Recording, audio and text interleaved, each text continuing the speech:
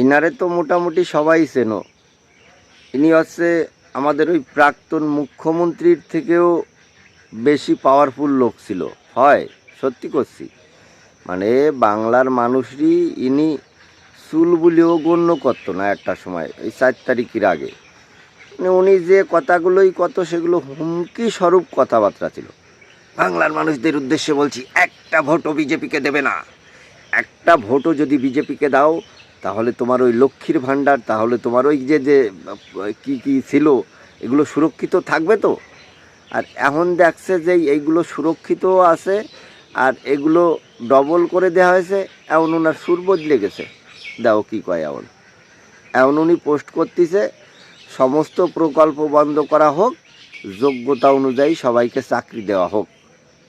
কেন মনিরে, তোর সুর হঠাৎ করে এরকম বদলে যাচ্ছে, কি ব্যাপার কদিন?